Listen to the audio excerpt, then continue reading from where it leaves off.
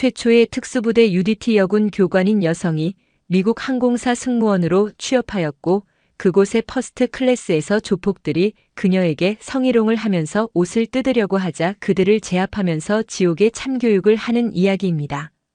영상 시청 이전에 구독과 좋아요 부탁드리겠습니다. 저희에게 큰 힘이 됩니다. 2019년 5월 봄의 끝자락. 라스베이거스로 향하는 글로벌 에어웨이즈 GA101편의 1등석 캐빈은 자본주의가 만들어낼 수 있는 가장 사치스러운 풍경을 연출하고 있었다. 억만장자 실리콘밸리의 신흥갑부 할리우드 스타가 뒤섞인 공간. 그곳에서는 최고급 샴페인이 물처럼 소비되었고 승무원의 미소 하나에도 수백 달러의 팁이 오갔다. 모든 것이 화려하고 모든 것이 과시적이었다. 그 황금 세장의 질서를 우아하게 조율하는 이는 시니어 사무장 김수현이었다. 동양인으로서 미국 최고 항공사의 시니어 사무장 자리까지 오른 입지전적인 인물. 완벽한 영어와 한국어를 구사하는 그녀의 목소리는 차분했고 어떤 돌발 상황에서도 평정을 잃지 않는 그녀의 태도는 승객들에게 절대적인 신뢰감을 주었다. 그녀는 마치 이 거대한 금속 새의 심장처럼 보이지 않는 곳에서 모든 혈류를 통제하고 있었다. 하지만 아무도 그녀의 단정한 유니폼 소매 아래 짠물과 화약 연기에 절어있던 과거를 상상하지 못했다. 진해의 앞바다 수심 40m 아래의 칠흑 같은 어둠 속에서 생과 사의 경계를 넘나들던 시절. 대한민국 해군 특수전전단 UDTSEAL, 그 지옥 중의 지옥에서도 최초의 여성 교관으로 이름을 올렸던 전설적인 과거를 말이다. 불가능은 없다는 부대의 신조는 이제 손님의 불만은 없다는 서비스 정신으로 위장되었을 뿐 그녀의 눈동자 깊은 곳에는 여전히 심해의 고요함과 냉철함이 자리하고 있었다. 평온하던 황금 세장에 미세한 균열이 가기 시작한 것은 돈 냄새를 풀풀 풍기는 3명의 한국인 남자가 등장하면서부터였다. 머리부터 발끝까지 로고가 가장 잘 보이는 명품으로만 치장한 그들의 모습은 전형적인 졸부의 그것이었다. 그들은 강남 청담동을 기반으로 한 신흥투자 그룹을 표방한 불법 사설 펀드 청담 프라이빗의 핵심 인물들이었다. 막대한 검은 돈을 손에 쥔 기념으로 향락의 도시 라스베이거스에서 사업 확장을 모색하기 위해 비행기에 오른 참이었다. 가장 앞에 선 남자는 조직의 대표인 양동진이었다. 40대 중반의 그는 사람 좋아 보이는 미소를 띠고 있었지만 이따금 번뜩이는 눈빛에서는 상대를 집어삼킬 듯한 탐욕과 교활함이 엿보였다. 그의 뒤를 따른 것은 행동대장 격인 차태식이었다. 전직 격투기 선수 출신답게 한눈에 봐도 위압적인 덩치와 다듬어지지 않은 거친 분위기는 그 자체로 폭력이었다. 마지막으로 조직의 막내인 박정우가 경박한 웃음을 흘리며 주변을 두리번거렸다. 그는 대표인 양동진의 눈에 들기 위해 무슨 짓이든 하는 야심가로 그의 눈은 이미 기내에서 자신의 힘을 과시할 대상을 찾고 있는 듯했다. 이야 형님. 여기가 천국이구만. 한국에서 빌빌대는 놈들은 평생 구경도 못할 세상이야. 박정우가 과장된 목소리로 외치자 양동진은 만족스러운 듯 고개를 끄덕였다. 김수현이 그들에게 다가가 부드러운 미소와 함께 입을 열었다. 손님 안녕하십니까? 글로벌 에어웨이즈 사무장 김수현입니다. 라스베이거스까지 편안한 여행이 되도록 최선을 다하겠습니다. 양동진은 그녀의 명찰과 얼굴을 번갈아 보더니 흥미롭다는 듯 말했다. 오, 한국 사람이네. 이런 데서 다 보고. 용케 여기까지 올라왔나 보네. 우리 좀 까다로운데 잘 모셔봐. 그의 말투에는 같은 한국인에 대한 반가움이 아닌 미묘한 무시와 하대함이 섞여 있었다. 최선을 다하겠습니다. 먼저 웰컴 드링크 준비해 드릴까요? 당연하지. 여기 메뉴판에 있는 술 중에 제일 비싼 걸로 3잔 가져와. 그리고 얼음은 따로 동그란 걸로. 알았어? 네, 손님. 다만 연방 항공 규정에 따라 과도한 음주는 제한될 수 있는 점 미리 양해 부탁드립니다. 다른 손님들의 편안한 여행을 위해 협조해 주시면 감사하겠습니다. 수연의 목소리는 정중했지만 그 안에는 원칙을 강조하는 단호함이 묻어 있었다. 박정우가 그 말에 발끈했다. 뭐야? 타자마자 안 된다는 소리야? 우리가 우리 돈 내고 타서 마시겠다는데 당신이 뭔 상관이야? 여기 미국 땅이라고 한국 사람 무시하는 거야? 그런 뜻이 아닙니다, 손님. 규정을 안내해 드린 것뿐입니다. 수연은 표정 하나 바꾸지 않고 대답했다. 그녀의 눈은 이미 세 남자의 무례함과 오만함을 정확히 측정하고 있었다. 그녀의 머릿속에 존재하는 보이지 않는 책임 장부의 첫 페이지가 막 펼쳐지는 순간이었다. 잠시 후 최고급 위스키가 그들 앞에 놓였다. 양동진은 잔을 들고 수연을 향해 건배하듯 치켜들며 말했다. 사무장 양반 이름이 수연이라고. 이름 예쁘네. 여기 서비스 좋으면 내가 특별히 팁 좀 챙겨줄게. 라스베이거스까지 심심할 텐데 우리랑 같이 한잔하면서 가지 그래? 고맙습니다, 손님. 하지만 근무 중이라 마음만 받겠습니다. 수연은 정중하게 허리를 숙여 보이고는 다른 승객을 향해 발걸음을 옮겼다. 그녀의 등 뒤로 박정우의 비웃음 섞인 목소리가 들려왔다. 저거 완전 튕기네. 외국 물 좀 먹었다고 콧대는 높아가지고. 그 말을 들으며 수연은 조용히 갤리로 향했다. 그리고 회사에서 지급된 소형 태블릿을 꺼냈다. 그리고 방금 전의 상황을 간결하지만 정확하게 기록하기 시작했다. GA101, 19만 515. EA, ED, EF 좌석 승객. 양동진, 차태식, 박정우. 탑승 직후부터 과도한 주류 요구 및 승무원에 대한 희롱성 발언. 1차 구두 경고. 그녀의 손가락 끝에서 입력되는 차가운 기록은 앞으로 13시간 동안 황금 3장 안에서 펼쳐질 한 편의 작전을 알리는 서곡이었다. 비행기가 안전고도에 접어들자 청담 프라이빗 일당의 추태는 본격적으로 시작되었다. 그들은 자신들이 낸 돈이 곧 이 공간의 법이라도 되는 양 행동했다. 박정우는 끊임없이 술을 주문했고 취기가 오르자 목소리는 더욱 커졌다. 그는 호출 버튼을 장난감처럼 누르며 승무원들을 귀찮게 했다. 어이, 거기 아가씨. 이리 와봐. 술 따르는 솜씨가 영 형편없네. 다시 따라봐. 겁에 질린 금발의 신입 승무원이 당황하며 위스키를 따르자 그는 다리를 툭 쳐서 술을 쏟게 만들었다. 어이쿠, 미안해서 어쩌나. 이거 닦아야겠네. 무릎이라도 꿇고 닦아야 하는 거 아니야? 명백한 희롱이었다. 신입 승무원의 얼굴이 새빨갛게 달아올랐지만 그녀는 그저 죄송하다는 말만 반복하며 냅킨으로 바닥을 닦을 수밖에 없었다. 갤리에서 이 상황을 지켜보던 김수연의 눈빛이 차갑게 가라앉았다. 그녀는 신입 승무원을 안으로 불러 등을 토닥여주며 말했다. 괜찮아, 에밀리. 저 손님들은 이제 내가 전담할게. 가서 다른 승객분들 먼저 챙겨드려. 하지만 저들이 너무 무례해요. 내게 맡겨. 이건 지시야. 수연의 목소리에는 거부할 수 없는 힘이 실려 있었다. 그녀는 다시 태블릿을 꺼내 추가 기록을 남겼다. 2230 박정우 담당 승무원 대상 의도적 모욕 및 업무 방해. 차태식 양동진 동조 및 방관. 2차 직접 경고 필요. 그녀는 직접 그들의 자리로 향했다. 손님, 다른 승객분들께서 휴식을 취하고 계십니다. 소란을 자제해 주시고 저희 승무원에게 인격적인 모독을 주는 행동은 삼가 주십시오. 박정우는 술기운이 오른 얼굴로 그녀를 빤히 쳐다봤다. 모독? 내가 뭘? 그리고 당신 아까부터 자꾸 우리한테 이래라 저래라 하는데 여기가 당신 구역이야? 당신 지금 우리 가르치는 거야? 이때 가만히 있던 차태식이 거들었다. 좋게 좋게 가려고 했는데 이 양반이 자꾸 신경을 긁네. 그냥 확. 그가 주먹을 쥐었다 펴자 위협적인 분위기가 조성되었다. 수연은 눈 하나 깜빡하지 않고 차태식을 마주봤다. 그리고는 다시 리더인 양동진에게로 시선을 돌렸다.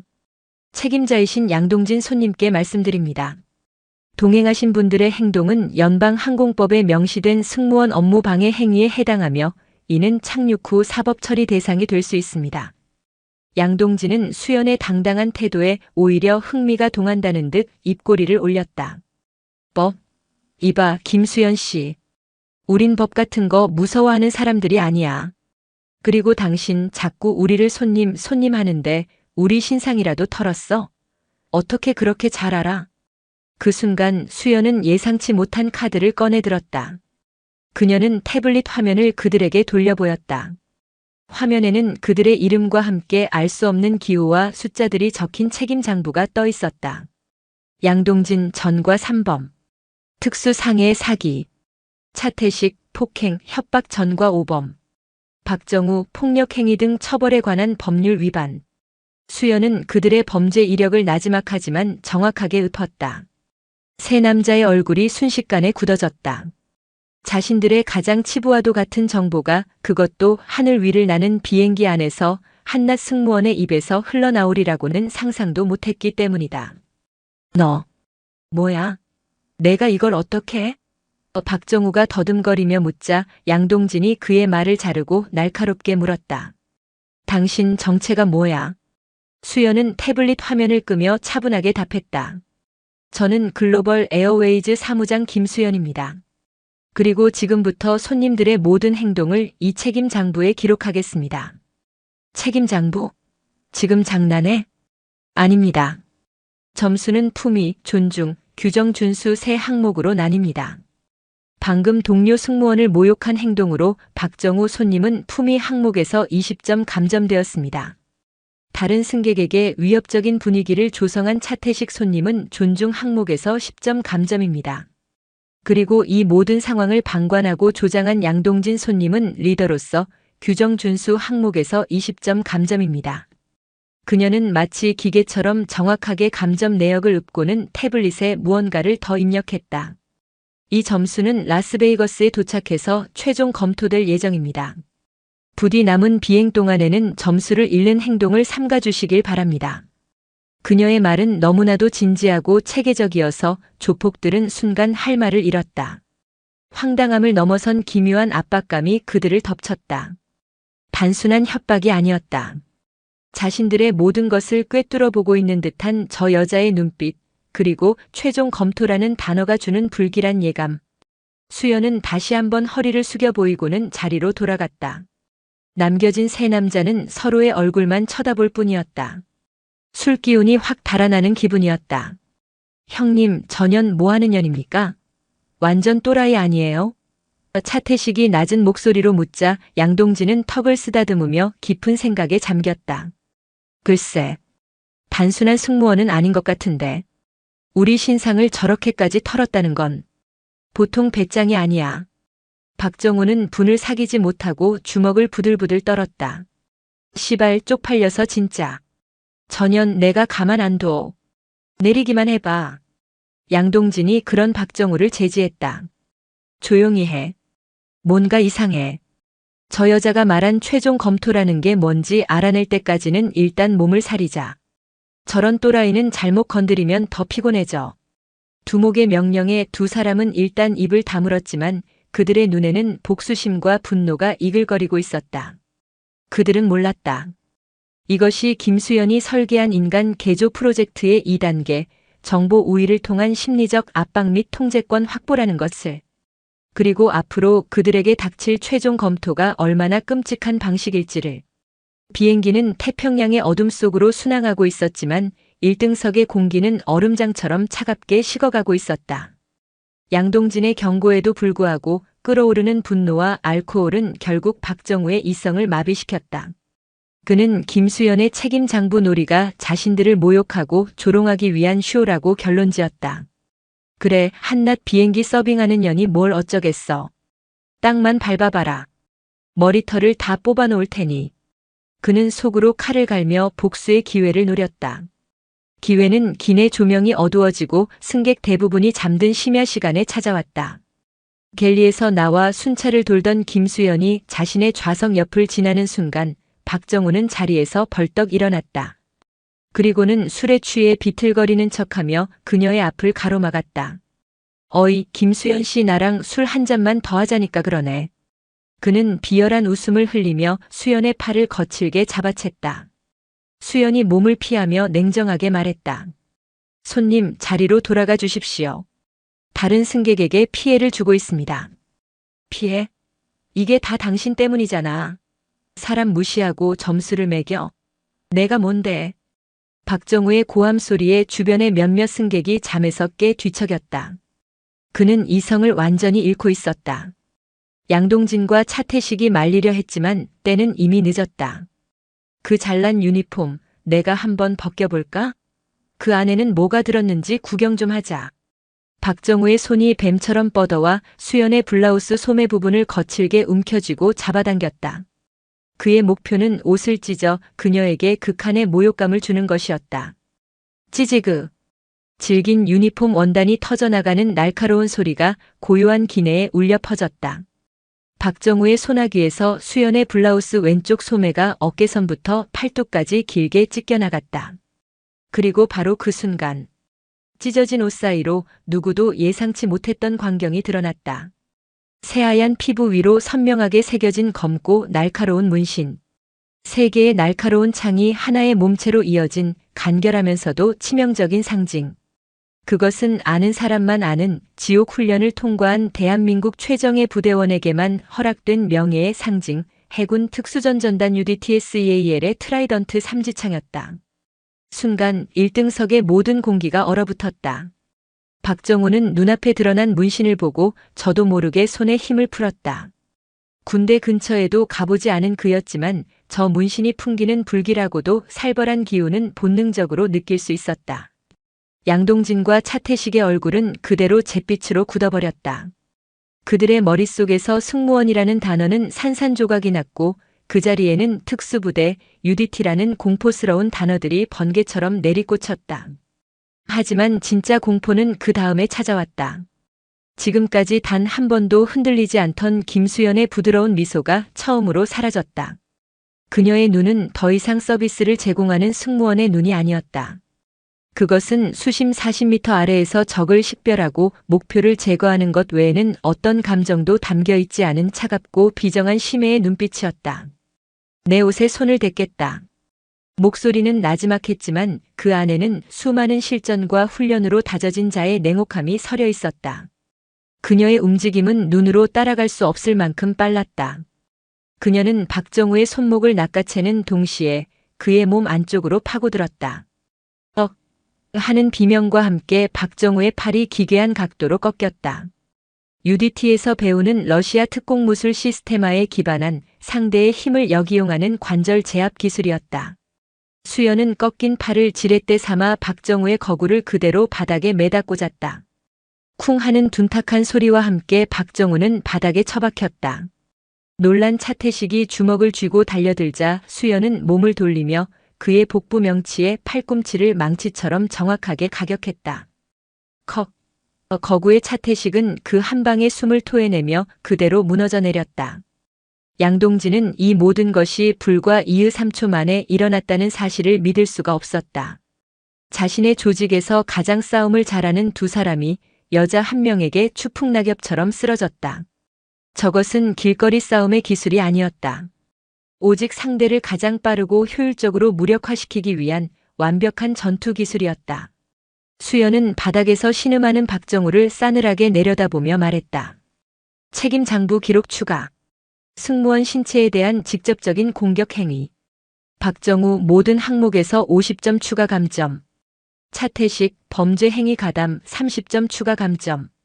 양동진 조직의 수장으로서 모든 사태를 유발하고 통제에 실패한 죄 50점 추가 감점. 최종 검토 시 가중치를 두어 반영하겠다. 그녀는 양동진을 향해 천천히 걸어왔다. 공포에 질린 그는 저도 모르게 뒷걸음질 쳤다. 수연은 그의 눈앞에서 찢어진 자신의 소매를 아무렇지 않게 정리했다.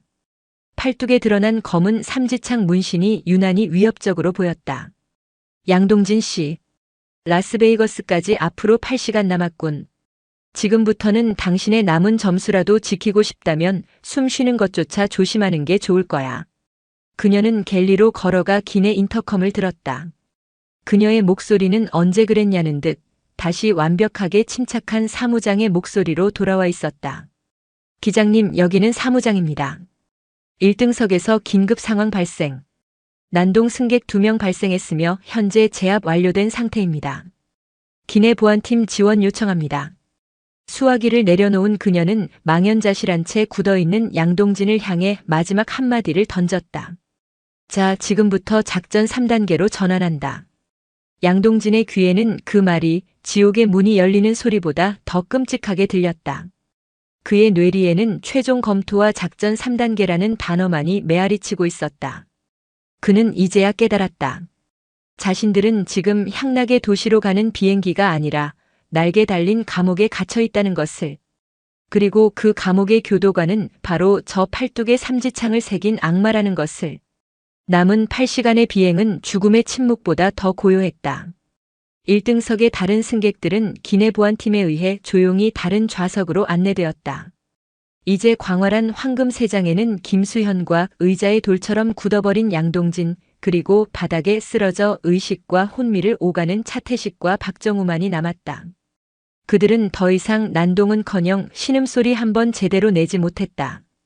김수현이라는 존재 자체가 뿜어내는 심해의 수압 같은 압도적인 공포가 캐빈 전체의 공기를 지배하고 있었다. 양동진의 머릿속은 지옥처럼 복잡했다. 저 여자는 대체 정체가 뭐지? UDT? 그 미친 괴물 집단의 교관이었다고. 어떻게 우리 신상을 손바닥 보듯 꿰고 이런 말도 안 되는 계획을 세운 거지? 라스베이거스에 도착하면 어떻게 되는 거지? 진짜 경찰에 넘기려는 건가? 아니야, 경찰에 넘길 거였으면 저렇게까지 할 필요가 없지. 최종 검토 작전 3단계. 저 여자가 말한 건 사적인 복수 그 이상이야. 그는 필사적으로 탈출구를 모색했다. 그래, 공항에 내리기만 하면 된다. 라스베이거스 공항은 세계 각국의 관광객으로 미어터지는 곳이야. 문이 열리는 순간 흩어져서 인파 속으로 사라지는 거다. 저 여자 혼자서 우리 셋을 동시에 잡을 수는 없어. 일단 한국에 있는 놈들에게 연락해서 그의 계획은 거기까지였다. 김수현이 마치 그의 생각을 읽기라도 한 듯 얼음장같이 차가운 목소리로 말을 걸었기 때문이다. 헛된 희망은 버리는 게 좋을 거야, 양동진 씨. 당신 머릿속에서 그리고 있는 그 시시한 탈출 계획, 이미 10년 전에 내가 특수전전단에서 수백 번도 더 훈련했던 시나리오거든.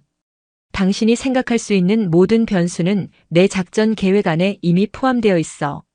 양동진은 등골이 서늘해지는 것을 느꼈다. 저 여자는 그의 마음을 읽고 있었다. 마침내 기체가 고도를 낮추며 창밖으로 라스베이거스의 화려한 불빛이 사막 위에 신기루처럼 펼쳐졌다. 승객들에게는 꿈과 환락의 도시였지만 그들에게는 사형 집행을 앞둔 죄수에게 보이는 마지막 세상 풍경과도 같았다. 승객 여러분, 우리 비행기는 잠시 후 라스베이거스 맥케런 국제공항에 착륙하겠습니다. 김수현의 평온한 안내방송이 흘러나왔다. 그 목소리는 조금 전 자신들을 지옥의 공포로 몰아넣었던 교관의 목소리와 동일인의 것이라고는 믿을 수 없을 만큼 부드러웠다. 비행기가 게이트에 완전히 멈추고 띵 하는 소리와 함께 좌석 벨트 표시등이 꺼졌다. 양동진은 마지막 희망을 걸고 두 부하에게 눈짓을 보냈다. 문이 열리면 무조건 뛴다. 드디어 캐빈의 문이 열렸다. 하지만 그들을 맞이한 것은 일반 승객들이 아니었다. 젯브릿지 입구를 막아선 것은 공항 경찰도 연방 요원도 아니었다. 값비싼 정장 차림이었지만 그 옷으로는 감출 수 없는 단단한 체격과 날카로운 눈빛을 가진 남자들이었다. 그들은 마치 한 몸처럼 일사불란하게 움직였고 귀에는 통신용 이어피스가 꽂혀 있었다. 그들은 틀림없는 군 출신, 그것도 평범한 군인이 아닌 특수부대 출신들 특유의 아우라를 풍기고 있었다. 그들 중심에는 구릿빛 피부에 인자한 미소를 띤 중년의 동양계 남성이 서 있었다. 그는 비행기에서 내리는 김수현을 보더니 오랜 동지를 만난 것처럼 환하게 웃으며 손을 내밀었다. 수연아, 먼 길 오느라 고생 많았다. 김수현은 찢어진 소매를 당당히 드러낸 채 그와 악수를 나누었다. 선배님께서 직접 나와주실 줄은 몰랐습니다. 덕분에 비행이 아주 편안했습니다. 선배? 양동진의 귀에 들려온 한국어 대화는 그의 마지막 희망마저 산산조각 냈다. 이건 그의 상상을 아득히 뛰어넘는 스케일이었다. 한국군 특수부대 출신 여자가 라스베이거스 한복판에서 저런 무시무시한 조직을 움직이고 있었다. 도망? 이곳은 거대한 거미줄의 한가운데였다. 선배라 불린 남자가 그제야 양동진 일행에게 시선을 돌렸다. 그의 눈빛은 인자한 미소와는 달리 상대를 분석하고 평가하는 듯한 냉철함이 어려 있었다. 김수현이 그들에게 다가가 이제는 사무장으로서의 가면을 완전히 벗어 던진 채 작전 지휘관의 목소리로 말했다. 자, 지금부터 작전 3단계를 시작한다. 양동진, 차태식, 박정우. 너희에게는 2가지 선택권이 있다. 그녀는 손가락 하나를 폈다. 첫째, 지금 즉시 저분들에게 인계된다. 연방항공법 위반, 승무원 폭행, 기내 난동. 이 모든 건 미국 연방법에 따라 중범죄로 분류되지. 아마 최소 10년은 네바다 사막 한가운데에 있는 연방교도소에서 보내게 될 거야. 너희가 썩는 동안 한국에 있는 청담 프라이빗은 경쟁 조직들의 좋은 먹잇감이 되겠지. 증거, 기내 CCTV, 다른 승객들의 증언, 그리고 내가 시간대별로 꼼꼼하게 기록한 이 책임 장부까지. 완벽해. 그녀는 잠시 말을 끊고 공포로 질린 그들의 얼굴을 차례로 훑어봤다. 그리고 2번째 손가락을 폈다. 둘째, 내 제안을 받아들인다. 그녀는 턱짓으로 잿브릿지 끝에 대기하고 있는 검은색 리무진들을 가리켰다. 저 차를 타고 나와 조용한 대화를 나누는 거다. 선택해라. 법의 심판을 받을 것인가 아니면 나 김수연의 심판을 받을 것인가. 양동진의 온몸에서 힘이 빠져나갔다. 선택권처럼 들렸지만 이것은 선택이 아니었다. 첫 번째는 조직의 완벽한 몰락이자 자신의 인생이 끝나는 길이었다. 2번째 길은 무엇인지 알 수 없었지만 적어도 파멸을 피할 마지막 동아줄처럼 보였다. 그는 떨리는 목소리로 간신히 한마디를 내뱉었다. 대화. 하겠습니다. 김수연의 입가에 차가운 미소가 번졌다. 모든 것이 그녀의 계획대로 움직이고 있다는 만족감의 표시였다. 현명하군. 그녀가 손짓하자 선배의 부하들이 한 걸음 물러서며 길을 열었다. 세 남자는 마치 사형장으로 향하는 죄수처럼 힘없이 그 뒤를 따라 활주로에 대기하고 있던 검은색 리무진으로 향했다. 차 문이 닫히는 순간 그들은 미국의 법으로부터 그리고 세상의 모든 질서로부터 완벽하게 격리되었다. 사막의 도시 한복판 심판대 위에 오른 그들의 운명은 이제 온전히 김수연의 손아귀에 놓이게 되었다. 검은색 리무진 행렬은 맥케런 공항을 빠져나와 라스베이거스의 화려한 스트립을 지나 사막 한가운데에 위치한 거대한 저택으로 향했다.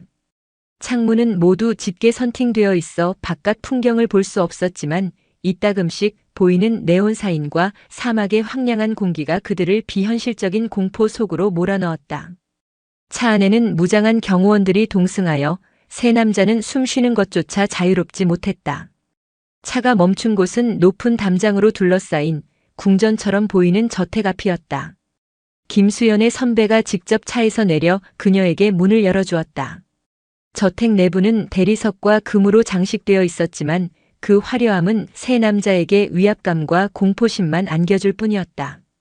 그들은 지하에 위치한 방음 처리가 된 밀실로 안내되었다. 중앙에는 거대한 원목 테이블 하나와 의자 4개가 놓여 있었다. 김수연은 테이블 상석에 앉아 그들을 마주봤다. 그녀는 더 이상 찢어진 유니폼을 신경 쓰지 않았다. 오히려 팔뚝의 검은 삼지창 문신은 그녀의 권위를 상징하는 표식처럼 보였다. 그녀는 서류 가방에서 두툼한 서류철 하나를 꺼내 테이블 위로 미끄러뜨렸다. 서류 표지에는 굵은 명조체로 이렇게 인쇄되어 있었다. 해군 특수전전단 예비역 주관 특별행동 교정 및 명예회복 프로그램 참가 서약서. 양동진은 마른 침을 삼키며 서류를 집어들었다. 그 옆으로 차태식과 박정우도 고개를 들이밀었다. 첫 장을 넘기는 순간 그들은 경악을 금치 못했다. 제1조 목적. 본 서약서는 교육생 양동진, 차태식, 박정우의 사회의 암적인 존재로서 상실한 인간 존엄성과 명예를 회복하고 국가에 헌신할 수 있는 건전한 사회인으로 재탄생하는 것을 목적으로 한다. 교관 김수연은 해당 목적 달성을 위한 모든 교육 및 훈련 프로그램을 총괄 지휘한다. 제2조 교육기간. 서약서 서명 시점으로부터 총 50일간으로 한다. 제3조 교육장소. 교관이 지정하는 대한민국 영내 비밀훈련 시설 일명 아비스. 제4조 교육규정. 교육생은 교육 기간 중 교관의 모든 명령에 절대 복종한다. 항명, 태만, 이탈 시도는 즉각적인 제재 사유가 된다. 외부와의 연락 및 개인 소지품 보유는 일절 금지된다. 교육 내용은 UDTSEAL의 지옥주 훈련 프로그램을 기준으로 한 고강도 신체 및 정신 개조 훈련을 포함하며 세부 내용은 전적으로 교관의 재량에 따른다. 조항은 끝도 없이 이어졌다.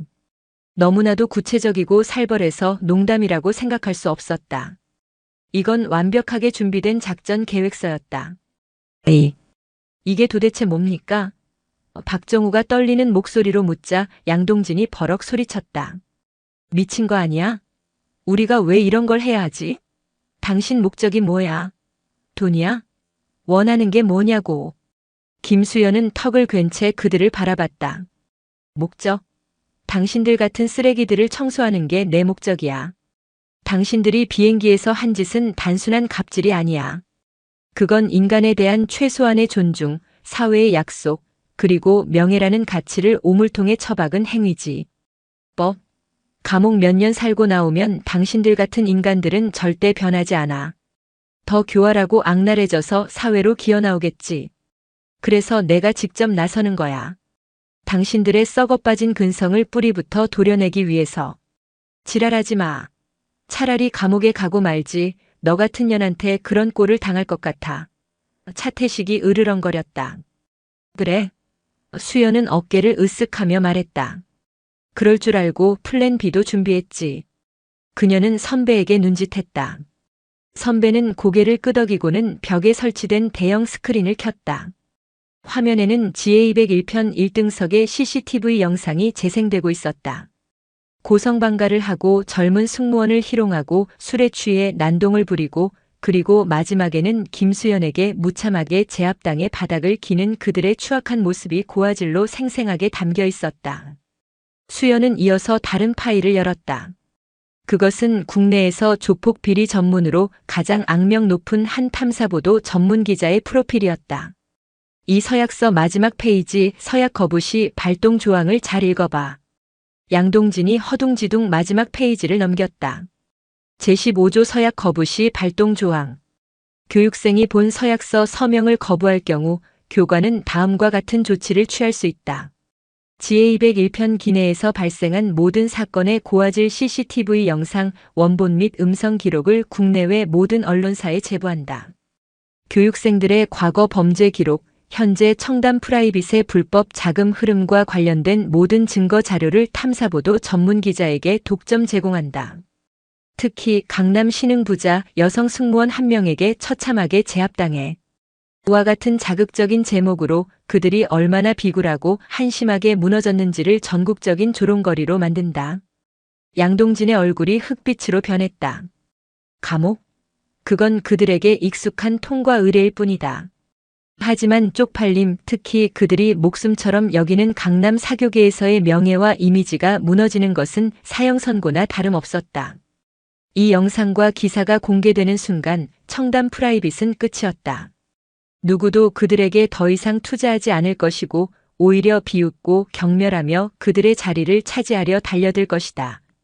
그것은 물리적인 죽음보다 더 끔찍한 사회적 생명의 완전한 사망 선고였다. 김수연은 그들의 표정을 읽고는 마지막 확인 사살을 했다. 당신들이 사는 세계, 돈과 명예, 이미지로 먹고 사는 세계잖아. 그 모든 걸 내가 진흙탕에 처박아 줄 수 있어. 바퀴벌레보다 못한 존재로 만들어줄 수 있다는 뜻이야. 자, 이제 다시 선택해. 50일간 지옥에서 구르면서 새로운 사람으로 태어날 마지막 기회를 잡을 건가, 아니면 대한민국 역사상 가장 비참한 웃음거리로 남을 건가. 무거운 침묵이 흘렀다. 양동진의 주먹이 분노와 굴욕으로 부들부들 떨렸다. 그는 평생 이렇게 완벽한 함정에 빠진 적이 없었다. 선택의 여지가 없었다. 그는 테이블 위에 놓인 펜을 집어들었다. 그 무게가 마치 수백 킬로그램의 바위처럼 느껴졌다. 그는 자신의 이름을 적었다. 양, 동, 진. 그리고는 서약서를 차태식과 박정우에게 밀었다. 서명해. 두 부하는 두목의 망가진 얼굴과 서약서의 살벌한 내용을 번갈아 보다가 모든 것을 포기한 듯 차례로 이름을 적었다. 세 개의 서명이 모두 끝나자 김수연은 서약서를 들어 만족스럽게 확인했다. 그리고는 펜 대신 자신의 UDT 시절 사용했던 대검을 꺼내 엄지손가락을 살짝 그었다. 붉은 피가 맺히자 그녀는 서명란 옆에 빈칸에 피로 얼룩진 엄지지장을 꾹 눌러 찍었다. 축하한다. 김수연이 무표정한 얼굴로 말했다. 지옥행 편도 티켓을 끄는 것을. 프로그램은 지금 이 순간부터 시작이다. 그녀의 말과 함께 그들의 길고 긴 악몽 혹은 한 줄기 구원이 될지도 모르는 50일간의 지옥 훈련이 공식적으로 막을 올렸다. 서약서에 서명한 순간부터 모든 것은 기계처럼 움직였다. 그들은 라스베이거스의 화려한 밤을 단 1초도 보지 못했다. 선배의 부하들에게 이끌려 그들이 다시 도착한 곳은 라스베이거스 외곽의 한적한 사막 활주로였다. 그곳에는 이미 한국으로 향하는 낡은 수송기가 굉음을 내며 대기하고 있었다. 여객기가 아닌 말 그대로 화물을 싣는 비행기였다. 비행기에 오르기 전 그들은 인간으로서의 모든 것을 박탈당했다. 수천만 원짜리 명품 시계, 두꺼운 돈다발이 든 지갑, 최신형 스마트폰, 심지어 명품 벨트와 신발까지. 김수연은 그것들을 커다란 자루에 쓸어 담으며 말했다. 이것들은 50일 후에 돌려주겠다. 물론 너희들이 인간이 되어 수료에 성공한다는 전제하에. 돌아오는 비행은 그야말로 짐짝 취급이었다. 춥고 삭막한 수송기 내부 그들은 단단한 그물망에 몸이 묶인 채 짐짝처럼 실려왔다. 김수연은 조종석 옆자리에 앉아 간간히 그들을 차갑게 내려다볼 뿐이었다. 한국에 도착한 곳 역시 인천공항이 아니었다. 어둠이 짙게 깔린 경남 진해의 한적한 군용 비행장이었다.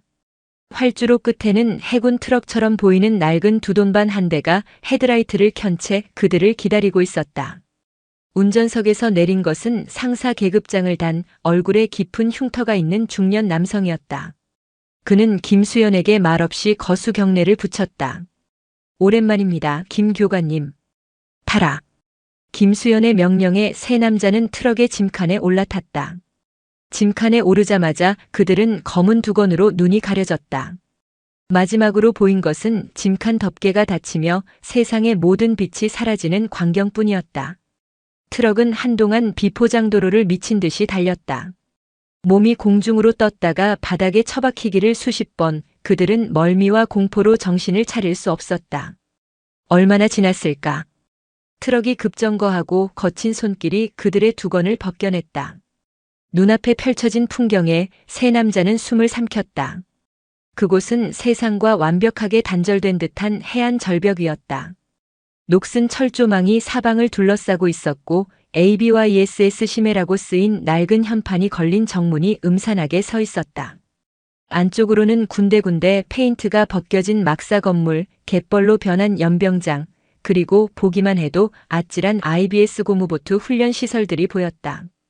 민간 시설이라기엔 너무나도 살벌했고 정식 군부대라기엔 관리되지 않은 채 버려진 기운이 가득했다. 그리고 연병장 한가운데 김수연이 서 있었다. 그녀는 어느새 항공사 유니폼을 벗고 몸에 딱 붙는 검은색 UDT 특전복 상의와 전술바지 그리고 군용 워커 차림으로 변해 있었다. 머리는 군인처럼 질끈 묶어 올렸고 그 모습은 더 이상 우아한 사무장이 아니었다. 지옥의 교관 그 자체였다. 그녀의 옆에는 아까 그 상사가 몽둥이를 어깨에 맨 채 서 있었다. 내 훈련소 아비스에 온 걸 환영한다. 김수연의 목소리는 바다의 찬 공기를 가르며 날카롭게 울려 퍼졌다. 지금부터 너희들의 이름과 서열은 없다. 양동진은 1번 교육생, 차태식은 2번, 박정우는 3번이다. 나를 교관이라 부르고 저분은 조교라 부른다. 알겠나? 아무도 대답하지 않자 옆에 있던 조교가 몽둥이로 바닥을 내리쳤다. 꽝! 하는 소리에 세 남자의 어깨가 움츠러들었다. 대답! 김수연의 고함이 바다 전체를 울렸다. 예, 알겠습니다. 세 남자는 거의 동시에 본능적으로 외쳤다. 좋아. 첫 번째 훈련. 지금 입고 있는 그 명품 나부랭이들 전부 벗어서 저기 소각장으로 던져 넣어라. 그리고 저기 보이는 상자에서 너희가 입을 새 옷을 찾아 입는다. 제한 시간 1분. 실시. 그들이 머뭇거리자 김수연은 허리춤에서 대검을 뽑아 그들 발 앞에 정확히 던져 꽂았다. 휘급퍽. 흙바닥에 절반 넘게 박힌 대검을 보고 세 남자의 얼굴이 새하얘졌다.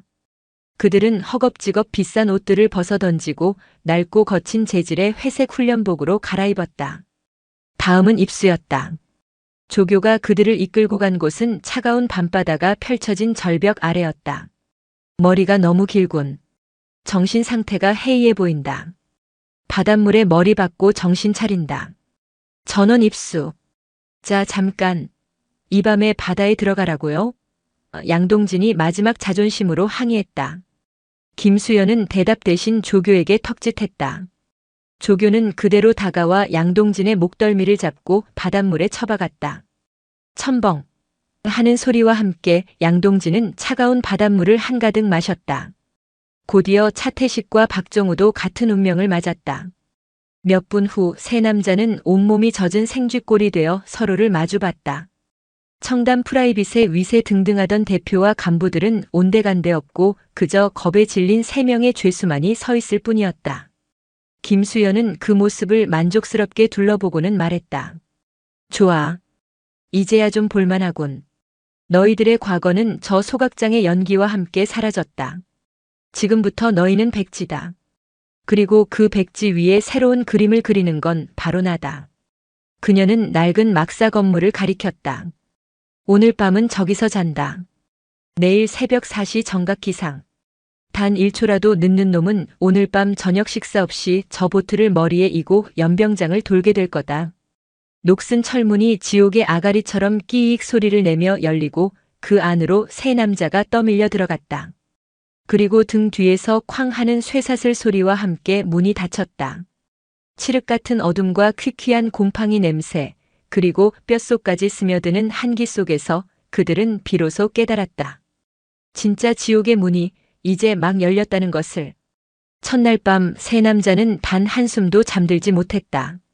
낡은 막사의 차가운 쇠 파이프 침대는 몸을 뒤척일 때마다 지옥의 비명 같은 소리를 냈고 얇디 얇은 군용 모포 한 장으로는 뼛속까지 스며드는 진의 앞바다의 해풍을 막을 수 없었다.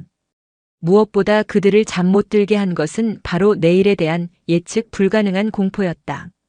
그들이 평생 쌓아올린 모든 규칙과 서열이 완벽하게 무너진 이곳에서 김수연이라는 절대적인 존재 아래 자신들이 어떤 꼴로 변해갈지 상상조차 되지 않았다. 정확히 새벽 4시. 칠흑 같은 어둠을 찢는 고막을 찌르는 듯한 날카로운 호루라기 소리가 막사 전체를 뒤흔들었다. 기상. 10초 내로 막사 앞 연병장 집합. 마지막에 나오는 놈은 오늘 아침 식사 없다. 김수연의 얼음 같은 고함에 세 남자는 용수철처럼 튀어올랐다. 허둥지둥 옷을 꿰어 입고 밖으로 뛰쳐나갔을 때 그들을 맞이한 것은 폐부를 찌르는 차가운 바닷바람과 이미 완벽한 부동자세로 그들을 기다리고 있는 교관 김수연과 조교였다. 박정우가 헐레벌떡 뛰어나오다 발이 꼬여 넘어지면서 가장 늦게 도착했다. 3번 교육생 아침 식사 열외. 이유는 알고 있겠지? 예. 아니 교관님. 실수로 넘어진 겁니다. 이건 너무. 핑계와 변명은 나약함의 증거다. 이곳의 규칙은 단순하다. 하라면 하고 하지 말라면 안 한다. 예외는 존재하지 않는다. 그렇게 박정우는 굶주린 배를 부여잡고 동료들이 식사하는 모습을 지켜봐야만 했다. 식사라고 나온 것은 멀건 미역국에 멀쩡한 잎사귀 하나 없는 김치 몇 조각, 그리고 모래알처럼 거친 식감의 잡곡밥이 전부였다. 어젯밤까지 최고급 스테이크와 와인을 즐기던 그들에게는 가히 충격적인 밥상이었다. 하지만 극도의 긴장감과 피로 속에서 양동진과 차태식은 허겁지겁 밥을 목구멍으로 밀어넣었다. 살기 위해 먹어야 한다는 원초적인 본능이 그들의 미각을 마비시켰다. 식사가 끝나자마자 지옥의 문이 활짝 열렸다. 첫 번째 훈련은 IBS 고무보트 훈련이었다. 100kg이 넘는 고무보트를 머리에 이고 갯벌을 달리는 훈련이었다. 지금부터 저 보트는 너희 몸의 일부다. 땅에 닿는 순간 전원 머리 박고 파도와 입맞추게 될 거다. 출발. 결과는 처참했다. 질척이는 갯벌은 발목을 잡았고 무거운 보트는 어깨를 짓눌렀다. 평생을 편하게 살아온 그들의 몸은 10분도 채 안 되어 한계 신호를 보냈다. 양동지는 어깨가 부서지는 고통에 주저앉았고 박정우는 다리가 풀려 넘어지기를 반복했다. 그나마 격투기 선수 출신인 차태식이 버텼지만 그의 숨소리도 곧 죽을 사람처럼 거칠게 변해갔다. 그들의 고통을 비웃기라도 하듯 김수연은 수만 번 헐떡이지 않고 일정한 속도로 그들의 옆을 따라 달렸다. 그녀는 인간이 아닌 강철로 만들어진 기계가 틀림없었다. 일어나. 여기서 포기하면 그대로 갯벌에 파묻히는 거다. 내 놈들 목숨은 내 놈들이 챙겨. 그녀의 동료 아닌 독설에 세 남자는 이를 악물고 몸을 일으켰다. 그렇게 기다시피 갯벌을 왕복하니 오전이 훌쩍 지나 있었다. 결국 전원 점심 식사 열외. 그들은 탈진한 채 갯벌에 큰 대자로 쓰러져 뜬 해를 향해 거친 숨만 몰아쉬었다. 오후에는 악마의 연병장이라 불리는 장애물 훈련이 이어졌다. 20m 높이의 외줄 타기, 날카로운 철조망 아래를 포복으로 통과하기, 흙탕물 구덩이에 몸을 던지기 등 인간의 한계를 시험하는 훈련들이 쉴 틈 없이 반복되었다. 군복이 찢기고 맨살이 긁혀 피가 나는 고통보다 더 끔찍한 것은 그들이 목숨처럼 여기던 자존심이 시궁창 같은 흙탕물에 처박히는 굴욕감이었다. 머리 들어. 머리가 땅에 닿으면 내 놈들 명예도 땅에 떨어지는 줄 알아라. 고개 처박지 마. 김수연의 외침은 단순한 훈련 구호가 아니었다. 그것은 그들이 평생 이미지와 체면이라 부르며 지켜왔던 허울뿐인 자존심을 조롱하는 날카로운 채찍질이었다. 며칠 동안 이런 식의 인간의 한계를 시험하는 육체적 훈련이 쉴 틈 없이 반복되었다. 그들의 몸은 비명을 질렀고 정신은 너덜너덜한 걸레 조각처럼 변해갔다. 반항심이 싹틀 틈도 없이 오직 살아남아야 한다는 생존 본능만이 남았다. 차태식이 한 번은 더는 못하겠습니다. 차라리 여기서 죽이십시오. 라며 훈련을 거부했다. 그러자 김수연은 말없이 거대한 통나무 하나를 그의 어깨에 올려주었다. 죽고 싶다는 말은 아무나 할 수 있는 게 아니다. 그 말을 내뱉을 자격이 있는지 스스로 증명해봐라. 해질 때까지 그거 들고 서 있어. 떨어뜨리면 다시 시작이다. 차태식은 처음에는 도끼로 버텼지만 시간이 흐를수록 통나무는 천근만근의 바위처럼 무거워졌다. 팔이 어깨에서 빠져나가는 듯한 고통에 그는 결국 굵은 눈물을 뚝뚝 흘리며 애원했다. 잘못했습니다. 교관님, 제발 살려주십시오. 그제야 김수연은 통나무를 치워주었다. 이제 알겠나? 죽음이라는 단어의 무게를. 앞으로 함부로 입에 담지 마라. 양동지는 두목의 습성대로 머리를 써서 요령을 피우려 했지만 번번이 실패했다. 그의 모든 잔꾀와 수법은 수많은 전쟁터와 위기 상황을 겪으며 생존 본능이 동물 수준으로 발달한 김수연의 손바닥 아니었다. 차태식의 압도적인 힘도 인체의 급소를 정확히 노리는 김수연의 간결한 기술 앞에서는 어린애 장난 같은 무용지물이었다. 시간이 흐르면서 그들은 뼈저리게 깨닫기 시작했다. 이곳에서 자신들이 과거에 가졌던 돈, 권력, 서열은 아무런 의미가 없다는 것을. 오직 교관의 명령과 그것을 수행해낼 수 있는 강철 같은 육체와 포기하지 않는 정신력만이 자신의 존재 가치를 증명할 뿐이었다. 밤이 되면 너덜너덜해진 몸을 이끌고 막사로 돌아와 시체처럼 잠들었다. 꿈속에서조차 그들은 갯벌을 달리고 차가운 바닷물에 몸을 던졌다. 그렇게 지옥 같은 지옥주가 지났을 때 그들의 눈빛에서 오만함과 도끼가 거짓말처럼 사라지고 그 자리에 생존자의 처절함과 원초적인 공포가 자리 잡기 시작했다. 심해와 같은 고통의 세례 속에서 그들의 낡고 부서지기 쉬운 자아는 서서히 파괴되고 있었다. 개인의 육체적, 정신적 한계를 남김없이 파괴하는 1단계 훈련이 끝나자 김수연은 곧바로 2단계 훈련을 시작했다. 바로 팀워크 훈련이었다. 오늘부터 너희 셋은 한 몸이다. 모든 훈련과 평가는 개인 단위가 아닌 팀 단위로 이루어진다. 한 명이 실패하면 전원이 벌을 받는다. 한 명이 포기하면 전원이 실패한 것으로 간주한다. 서로가 서로의 목숨을 책임져라. 첫 번째 팀 훈련 과제는 IBS 해상 기동 훈련이었다. 세 사람이 한 조가 되어 고무보트를 타고 지정된 무인도까지 노를 저어 다녀오는 것이었다. 쉬워 보였지만 그들이 상대해야 할 것은 거친 파도와 예측 불가능한 조류였다. 처음에는 모든 것이 엉망진창이었다. 힘이 좋은 차태식은 무작정 힘으로 노를 저었고 머리를 굴리는 양동진은 잔꾀를 부려 힘을 아끼려 했다. 박정우는 둘 사이에서 눈치만 보며 제대로 노를 젓지 못했다. 보트는 계속해서 제자리를 맴돌거나 엉뚱한 방향으로 흘러갔다. 결국 보트가 파도에 뒤집혔고 세 사람은 차가운 바닷물에 빠졌다. 김수연의 불호령이 스피커를 통해 날아왔다. 전원 보트 위로 올라가.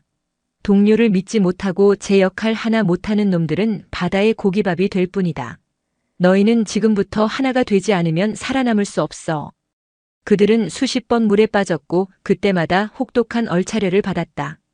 몸의 고통보다 더 힘든 것은 서로를 향한 불신과 깊어지는 원망이었다. 양동진은 자신의 지시가 더 이상 먹히지 않는다는 사실에, 박정우는 자신이 가장 약한 골이라는 굴욕감에, 차태식은 자기 혼자 모든 짐을 짊어져야 한다는 부당함에 절망했다. 그러던 어느 날 오후 훈련이 막바지에 다다랐을 때였다. 갑자기 날씨가 험악해지며 집채만 한 파도가 몰아쳤다. 모두가 탈진한 상태에서 마지막 힘을 짜내 육지로 향하던 중 거대한 파도가 그들의 보트를 덮쳤다. 정신을 차렸을 때 보트는 뒤집혀 있었고 박정우의 모습이 보이지 않았다. 정우야. 3번. 양동진과 차태식이 거의 동시에 소리쳤다. 그 순간 뒤집힌 보트 밑에서 박정우가 허우적거리며 나타났다. 보트에 다리가 깔려 빠져나오지 못하고 있었던 것이다. 이대로 다음 파도가 덮치면 그는 그대로 익사할 수도 있는 위험천만한 상황. 그 순간 누구도 예상치 못한 일이 벌어졌다. 차태식이 으아악 하는 짐승 같은 포효를 내지르며 한쪽 어깨로 뒤집힌 보트를 들어 올리려 한 것이다. 혼자서는 불가능한 일이었다. 그의 얼굴은 극심한 고통으로 일그러졌고 팔 근육은 터질 듯이 부풀어 올랐다. 같이 들어. 양동진이 소리치며 반대편에서 보트를 밀어 올렸다. 그는 평생 누군가를 위해 자신의 힘을 써본 적이 없었다. 하지만 그 순간 그는 본능적으로 움직였다. 두 사람이 힘을 합치자 무거운 보트가 살짝 들리며 공간이 생겼다. 그 틈으로 박정우가 간신히 빠져나왔다. 세 사람은 서로 아무 말도 하지 않았다. 하지만 젖은 얼굴 위로 흐르는 것이 바닷물인지 눈물인지 모를 감정이 교차했다. 그들은 그날 처음으로 구령 없이도 호흡을 맞추어 뒤집힌 보트를 바로잡고 서로를 격려하며 육지로 돌아오는 데 성공했다. 그 모습을 지켜보던 김수연의 입가에 처음으로 희미한, 아주 희미한 미소가 떠올랐다. 그녀는 아무 말 없이 그들에게 다가가 각자의 손에 뜨거운 물이 든 물통을 쥐어주었다. 그날 밤 막사에서 박정우가 처음으로 입을 열었다. 두 분. 아니, 1번, 2번 교육생님. 아까. 고맙습니다. 그리고 죄송합니다. 차태식은 온몸에 멍을 주무르며 무뚝뚝하게 대답했다. 됐다. 너 죽었으면 우리도 죽었어. 양동진은 조용히 그 둘을 보다가 나지막이 말했다. 우리 내일은 좀 더 잘해보자. 그들의 견고했던 서열 관계에 첫 번째 균열이 생겼다. 폭력과 이익, 공포로 묶여있던 낡은 관계가 무너지고 공동의 고통과 희생 속에서 싹튼 새로운 유대감. 그것은 김수연이 설계한 인간 개조 프로젝트의 가장 핵심적인 변화의 시작이었다. 50일이라는 시간은 지옥 속에서 화살처럼 흘러갔다. 세 남자는 완전히 다른 사람이 되어 있었다. 불필요한 지방은 모두 사라지고 바위처럼 단단한 근육이 그 자리를 채웠다. 까맣게 그을린 얼굴과 짧게 깎은 머리는 영락없는 특수부대원의 모습이었다. 육체뿐만 아니라 정신도 마찬가지였다. 그들은 더 이상 서로를 탓하지 않았고 묵묵히 자신의 역할을 해내며 서로의 등을 믿고 의지했다. 저녁 시간에는 정신교육이라는 이름의 특별교육이 진행되었다. 김수연은 딱딱한 이론 대신 자신이 겪었던 실전 경험과 역사 속 영웅들의 이야기를 들려주었다. 작전 중 동료를 구하기 위해 자신의 목숨을 던진 전우의 이야기, 거대한 불의에 맞서 싸운 평범한 시민들의 이야기. 그녀는 명예란 남에게 과시하는 돈이나 권력이 아니라 가장 어렵고 고통스러운 상황에서도 올바른 선택을 하는 책임감과 용기라고 가르쳤다. 훈련 49일째 되는 날 아침 김수연은 그들을 연병장 중앙으로 불렀다. 오늘 너희들의 마지막 시험을 치른다. 그녀는 세 사람에게 깨끗하게 세탁된 평범한 작업복과 각각 10만 원이 든 봉투를 건넸다. 지금부터 트럭을 타고 진해의 작은 어촌 마을로 내려간다. 너희에게 주어진 시간은 정확히 6시간. 이 돈을 가지고 그 마을에서 가장 의미 있는 일을 하고 돌아온다. 단, 폭력 사용은 절대 금지. 법을 어겨서도 안 된다. 지금까지 너희들이 배우고 느낀 모든 것을 활용해서 명예가 무엇인지 스스로 증명해 보여라. 이것이 너희들의 졸업시험이다. 세 남자는 이전과는 다른 비장한 표정으로 트럭에 올라탔다. 오랜만에 돌아온 문명 세계는 낯설면서도 평화로웠다. 그들은 작은 폭우를 어슬렁거리며 무엇을 해야 할지 진지하게 고민했다. 그러다 그들의 눈에 한 장면이 들어왔다. 작은 횟집 앞에서 외지인으로 보이는 건장한 남자 2명이 허리가 굽은 할아버지 사장에게 삿대질을 하며 소리를 지르고 있었다. 영감님, 좋은 말할 때 가게 넘기시오. 우리가 시세보다 더 쳐준다는데 왜 자꾸 고집을 부려. 과거의 그들이었다면 차태식이 먼저 달려가 남자들의 멱살을 잡고 박정우가 발길질을 하고 양동진이 뒷짐을 지고 그 상황을 즐겼을 것이다. 박정우의 주먹이 순간 움찔하며 튀어나가려 했다. 저런 놈들이. 기다려. 양동진이 그의 팔을 잡으며 막았다. 그의 눈빛은 냉정하게 상황을 분석하고 있었다. 교관님이 폭력은 절대 쓰지 말라고 했다. 다른 방법이 있을 거야. 그들은 잠시 머리를 맞대고 작전 회의를 했다. 그리고 각자 역할을 분담하여 움직였다. 먼저 차태식이 나섰다. 그는 남자들에게 다가가 아무 말 없이 그들의 옆에 그림자처럼 섰다.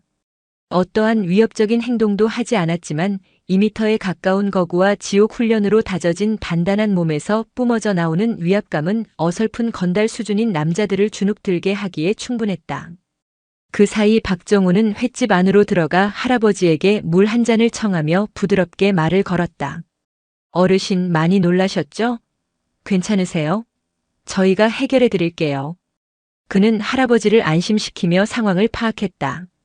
저들은 최근 이 지역에 들어와 헐값에 가게들을 사들이려는 악덕 개발업자라는 것이었다. 마지막으로 양동진이 움직였다. 그는 남자들에게 다가가 어깨를 툭 치며 낮은 목소리로 말했다. 이봐요, 젊은 양반들. 잠깐 나 좀 봅시다. 그는 자신의 과거를 마지막으로 이용하기로 했다. 나 청담동에서 온 사람이야. 당신들 어느 회사 소속인데 어른한테 함부로 이러고 있어? 이거 사업하는 기본이 안 되어 있네. 양동진의 말에는 가짜 허세가 아닌 진짜 자본의 논리와 서늘한 위압감이 실려 있었다. 어설픈 개발업자들은 청담동이라는 단어와 양동진의 서슬 퍼런 기세에 완전히 압도당했다. 아닙니다, 사장님. 저희는 그냥. 죄송합니다. 정말 죄송합니다. 남자들은 그대로 꽁무니를 빼고 도망쳤다. 상황은 단 한 번의 폭력 없이 완벽하게 정리되었다. 그들은 남은 30만 원을 전부 모아 할아버지의 횟집에서 회를 시켜 나눠 먹었다. 할아버지는 연신 고맙다며 눈물을 글썽였고 그들에게 따뜻한 매운탕을 한솥 끓여주었다. 식사를 마치고 횟집을 나올 때 세 남자의 얼굴에는 이전에 단 한 번도 느껴보지 못했던 뿌듯함과 가슴 벅찬 만족감이 어려 있었다. 약속된 시간이 되어 훈련소로 복귀했을 때 김수연이 연병장에서 그들을 기다리고 있었다. 그녀는 아무것도 묻지 않았다. 하지만 그들의 평온하고 단단해진 표정만 보고도 모든 것을 알 수 있다는 듯 처음으로 따뜻한 미소를 지어 보였다. 마지막 시험 합격이다. 그 한마디에 세 남자는 자신들도 모르게 서로를 부둥켜 안았다. 50일간의 지옥. 그 끝에서 그들은 비로소 명예라는 단어의 진짜 무게를 어렴풋이나마 깨닫게 된 것이다. 수료식은 거창하지 않았다. 김수연은 훈련소를 떠나는 그들에게 빼앗았던 개인 소지품과 함께 특별 행동 교정 및 명예 회복 프로그램 수료증이라는 거창한 이름의 종이 한 장을 건넸다. 훈련은 여기서 끝났다. 하지만 너희 인생의 진짜 시험은 이제부터 시작이다. 그녀의 마지막 말은 축하가 아닌 엄숙한 경고였다. 세상으로 돌아가서 오늘 너희의 마음을 잊지 말고 살아라. 만약 단 한 명이라도 예전의 쓰레기 같은 모습으로 돌아간다면 그땐 내가 직접 너희를 찾아간다. 이 훈련소에서가 아니라 너희가 사는 세상 한복판에서. 알겠나? 예, 알겠습니다, 교관님. 새 남자는 처음으로 진심을 담아 우렁차게 대답했다. 새 남자는 서울로 돌아왔다. 가장 먼저 한 일은 청담 프라이빗을 해체하는 것이었다. 양동진은 모든 불법 사업을 정리하고 투자자들에게 원금을 돌려준 뒤 남은 돈으로 직원들에게 두둑한 퇴직금을 챙겨주며 뿔뿔이 흩어지게 했다. 그리고 1년 후 서울의 강남 한복판에는 놀라운 변화가 일어났다. 양동진은 작은 스타트업 투자 회사를 차렸다. 그의 주 투자 대상은 돈과 배경이 없어 어려움을 겪는 청년 창업가들이었다. 그는 과거 자신의 경험과 지식을 총동원하여 그들이 성공할 수 있도록 물심양면으로 도왔다. 그의 회사는 키다리 아저씨로 불리며 청년들의 든든한 버팀목이 되어주었다. 차태식은 동네의 낡은 체육관을 인수해 청소년들을 위한 무료 격투기 교실을 열었다. 특히 가정 형편이 어렵거나 길거리를 방황하며 주먹을 휘두르는 아이들을 대상으로 했다. 그는 아이들에게 격투기 기술뿐만 아니라 땀의 가치와 상대를 존중하고 예의를 지키는 법을 가르쳤다. 그의 험악한 외모와 달리 아이들에게 그는 세상에서 가장 믿음직한 관장님이었다. 가장 큰 변화는 박정우에게 찾아왔다. 그는 모든 것을 정리하고 로스쿨에 입학했다. 과거 자신이 저질렀던 불법과 편법을 바로잡고 힘없는 사람들을 돕는 변호사가 되겠다고 결심한 것이다. 낮에는 공부하고 밤에는 아르바이트를 하며 그는 인생에서 가장 치열하고 보람 있는 시간을 보냈다. 그로부터 5년이 더 흘렀다. 서울의 한 조용한 한정식집에 네 사람이 마주 앉았다. 한결 부드럽고 지적인 인상이 된 양동진, 편안한 미소를 짓는 거산 같은 풍채의 차태식, 날카로운 눈빛에 유능한 변호사가 된 박정우. 그리고 그들 앞에는 여전히 단정한 항공사 유니폼을 입은 김수연이 있었다. 그들은 이제 단순한 교관과 교육생이 아닌 서로의 삶을 응원하는 든든한 동료이자 파트너였다.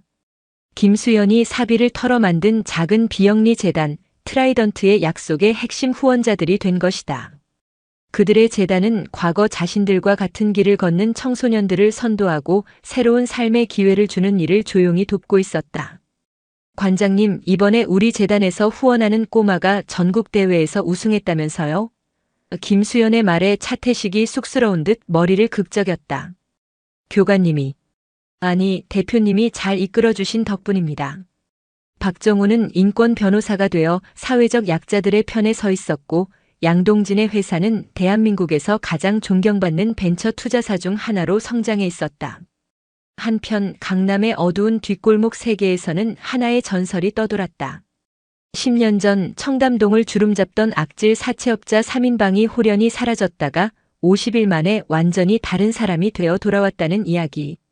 그들을 바꾼 것이 바로 비행기에서 만난 한 명의 여성 승무원이었다는 소문은 믿기 힘든 신화처럼 전해지며 수많은 이들에게 경고이자 희망이 되었다. 김수연은 여전히 하늘을 날았다. 상공 4만 피트 고요한 기내에서 승객들의 안전을 지키는 것이 그녀의 변치 않는 임무였다. 창밖으로 펼쳐진 구름 바다를 보며 그녀는 나지막이 되뇌었다. 명예롭게 산다는 것. 그것은 과거가 어떻든 누구에게나 허락된 가장 위대하고 어려운 도전이다. 진정한 변화는 한순간의 참교육이 아닌 삶을 뿌리부터 뒤흔드는 고통과 성찰 속에서 피어나는 꽃과 같았다.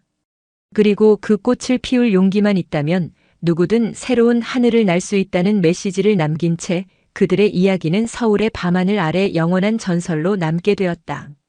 오늘도 시청해 주셔서 감사합니다. 영상이 즐거우셨다면 구독과 좋아요 부탁드리겠습니다.